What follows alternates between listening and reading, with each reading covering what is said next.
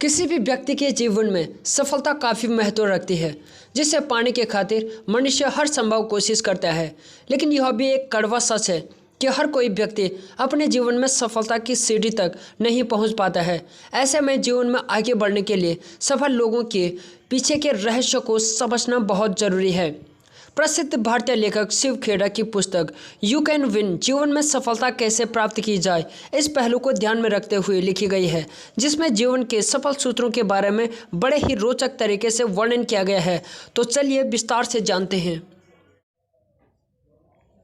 इस किताब में लेखक ने जीवन में सफल होने के जिन 8 तथ्यों के बारे में विस्तार से चर्चा की है वह इस प्रकार है।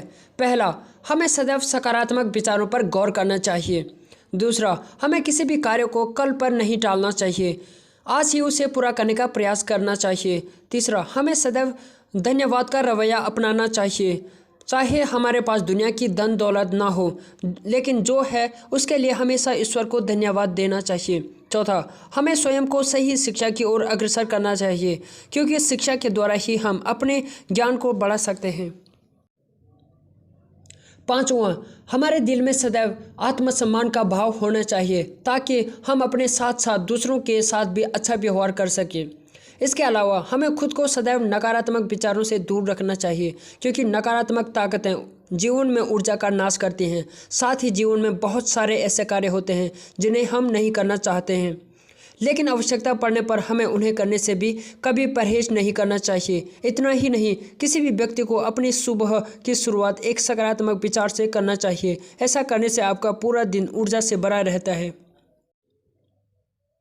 इसके अतिरिक्त लेखक ने यू कैन विन पुस्तक के पहले अध्याय में सकारात्मक विचारों के माध्यम से जीवन में सफलता प्राप्ति को एक उदाहरण के द्वारा समझाया है कि एक गुब्बारा वाला मेले में अलग अलग रंग के गुब्बारे बेचा करता था, और जब उसके गुब्बारों की बिक्री कम होने लगती थी तो वह एक गुब्बारा हवा में उड़ा दिया करता था।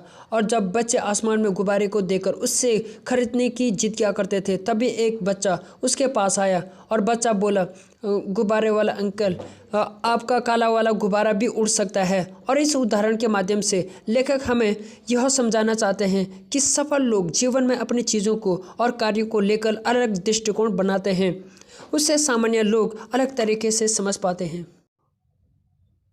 ठीक इसी प्रकार से जीवन में यदि सफल होना है तो हमें नए नज़रिए और दृष्टिकोण को महत्व देना चाहिए, क्योंकि हार्वर्ड यूनिवर्सिटी की एक रिपोर्ट के अनुसार 85% लोगों को नौकरी उनके दृष्टिकोण और 15% लोगों को नौकरी उनकी बुद्धिमत्ता के आधार पर मिलती है। पुस्तक के दूसरे अध्याय में लेखक ने किसान का उदाहरण देकर यह समझाया कि एक किसान जो कि अफ्रीका में रहता था, वह अपने जीवन से काफ़ी संतुष्ट था। लेकिन एक बार एक बुद्धिमान व्यक्ति ने उस किसान को हीरे की महत्ता बताई कि यदि उसके पास हीरे की अंगूठी होगी तो वह पूरे शहर का मालिक बन जाएगा, और कई सारे हीरे होंगे तो वह पूरे देश पर राज कर सकता है। जिसके चलते वह किसान काफ़ी परेशान रहने लगा और हीरे की खोज में इधर उधर भटकता रहा। हीरे के लालच में उसके पास जो भी ज़मीन और पैसा था वह उसने सब कुछ बेच दिया और वह आर्थिक रूप से कमज़ोर हो गया। इतना ही नहीं, एक दिन वह हताश होकर उसने आत्महत्या कर ली, जिसके माध्यम से लेखक ने यह समझाने की कोशिश की है कि प्रकृति सबको अवसर देती है, बस अवसर की तलाश करनी आनी चाहिए। इसके अलावा लेखक ने पुस्तक में व्यक्ति के दृष्टिकोण को प्रभावित करने वाले कारकों का वातावरण, अनुभव और शिक्षा पर भी विस्तार से चर्चा की है। इस प्रकार लेखक ने जीवन में सफल होने के लिए जिम्मेवार कारकों के बारे में पूर्ण रूप से व्याख्या की है।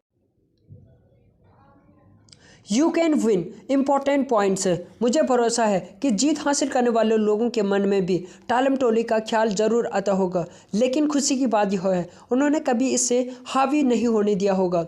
खुद को बेहतर बनाने में इतना वक्त लग जाए कि दूसरों की आलोचना करने का वक्त ही ना मिले।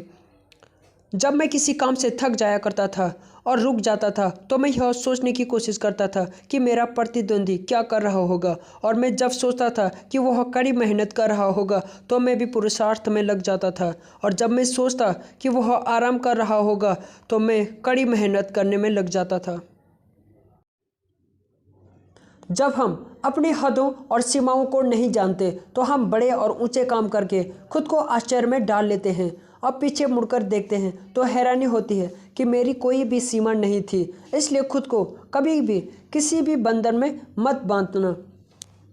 अगर आप खुद के मान सम्मान को अधिक महत्व देते हैं तो आपको गुणवान लोगों की संगति में रहना चाहिए, और यदि खराब लोगों की संगति में हो तो उससे बेहतर होगा आप अकेले रहें। बहस एक ऐसी चीज़ है जिससे जीता नहीं जा सकता है। अगर आप जीतते हैं तो भी हारेंगे, और अगर आप हारते हैं तो भी हारेंगे। कुछ लोग बार बार यह दलीलें देते हैं कि हम जब चाहें बुराइयों को छोड़ सकते हैं, पर वे यह बात महसूस नहीं कर पाते हैं कि इच्छा शक्ति के मुकाबले बुरे अक्ल का असर ज़्यादा प्रभावी होता है। कथनी और करने में समानता होनी चाहिए। अगर कोई कहता कुछ और है और करता कुछ और है तो आप कैसे उसका यकीन करेंगे? अगर लोगों को यह बात मालूम चल जाए कि इस सफलता को प्राप्त करने में मुझे कितना शर्म करना पड़ा, तो उन्हें मेरा कर्म कभी भी आश्चर्य नहीं लगेगा। इसी प्रकार मैं उम्मीद करता हूँ you can win book summary सुनने के बाद आपके दिमाग में अवश्य ही सकारात्मक विचार आएंगे, और यह किताब आपके जीवन में एक सच्ची मार्गदर्शक बनकर उभरेगी। और साथ ही इसे पढ़ने के बाद आप खुद से हमेशा यही कहेंगे, I can win, I can win, I can win.